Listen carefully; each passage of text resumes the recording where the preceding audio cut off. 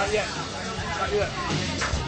All right, it is heavy hitter time. We got Peter Kagis of the Boston Phoenix down there. We got Cosmo Macero of O'Neill and Associates in there. Cosmo just had his first taste of Greek sausage. How's that going over? Very good. Very interesting citrus-type flavor. I like it. Got a little orange in there. It'll come back on you a little bit later on this morning. So Thank be you, wary baby. of that.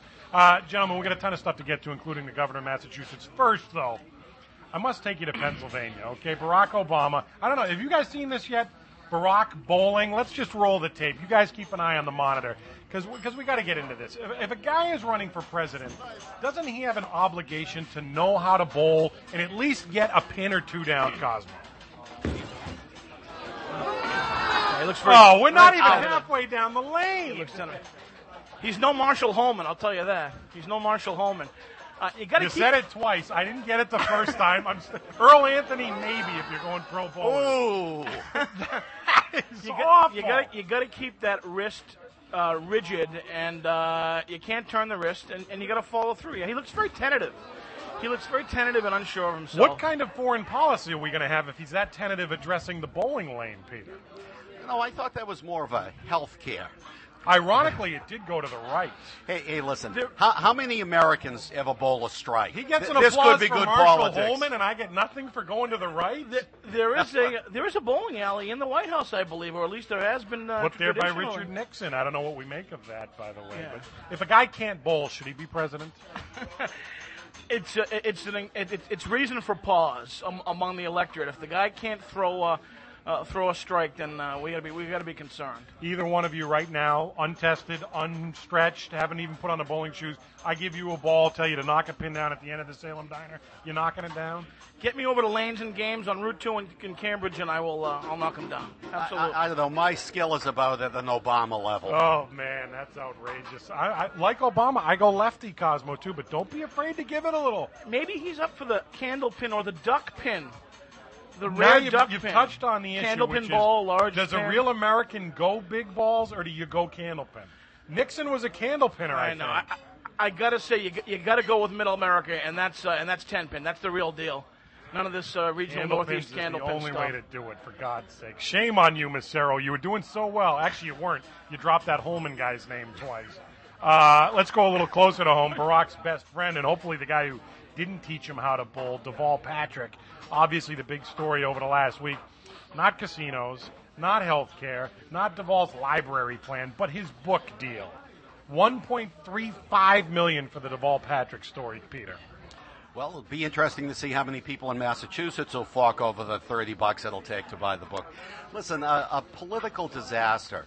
And it really underscores just what a tin ear Deval has. I guess it's a way to remind us that while Deval came out of government, he is really a political novice. Any politician would know in their DNA that you don't leave the state when one of the most important debates, even if you're going to lose it, is taking place. In some ways, it's more important for a politician to be there when they lose than if they win. Even the Boston Globe today, a very staunch supporter of Deval, as is my paper, the Boston Phoenix, took him to task for this. I'll tell you, I really wonder how much interest Deval has in being governor. Peter's right. A lot of people at political risk to themselves were supportive of the casino measure, and he kind of walked out on it on that day. And if you're going to go down, you always go down fighting. I mean, you fight to the last. Yeah, absolutely.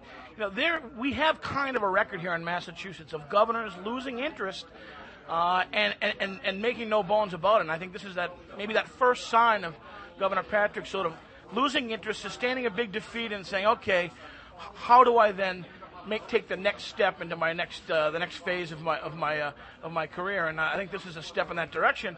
Doesn't bode well for the Commonwealth. We're heading into an economic crisis here. I don't want to make too much of this, Peter, but Deval said he was going to change Beacon Hill. Is at least the perception that Beacon Hill has already changed Deval and he is now Bill Weld? That's a good point. So, listen, I think the voters have to ask themselves, is it any fun being governor? You look at Weld, you look at Cellucci, you look at Romney. I've been critical of all three for taking an early hike. What is it in the water up there? It's got to be more than Sal DeMacy. but there's something very strange there. I don't think anyone's capable of changing the culture of Beacon Hill. Just once, I'd like to see a governor of Massachusetts, act as if it's going to be the last job they care about, and really commit all of their time and energy to it, and not worry about what's next. You guys have busy lives. You've got kids. You've got jobs. Do either of you have time to write a book right now? He's the governor of the Commonwealth, and he's like, oh, yeah, I'll have a book out, no problem. I can do it at night. Yeah. He's the governor. Listen, it's not the book in and of itself.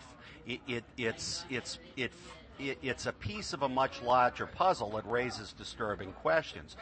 If you look at the governor's schedule, there are huge blocks of time that are unaccounted for. Now, listen, the guy could be at his desk, pushing paper and doing things, but I tend to doubt it. I mean, to me, it bespeaks the fact that if he hasn't checked out already, and I don't believe he has, it does suggest he's in the process of checking out, and that's disturbing. Let me hold you there, Cosmo, because we're short on time. We were going to talk about Romney. Let's skip that because let's get to the Red Sox.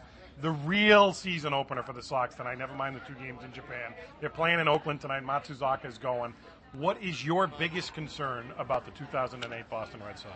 I think you hit on it with Dice Cat. I feel pretty good, and he had a very good rookie season. He needs to really step it up this year and show that he's worth all that money and that he can step in there and challenge hitters and really show his stuff. And I don't know if we've seen that yet, and this is going to be a big year for him. So he's my concern for the season. Next Tuesday, they open in Fenway. We'll be there, but Cosmo, Peter, are you skipping out immediately after because you don't want to be around the Phoenix with that traffic? Opening day is both a blessing and a curse. It'll be great to have the Sox back, but our office is 100 yards, a football field away, and that day is always a bit of a zoo. Although I've got to say, all the bar owners, the restaurant owners there have clamped down. The crowd is nowhere near as raucous as it has been in the past. I'll tell you what I'm worried about isn't the season so much.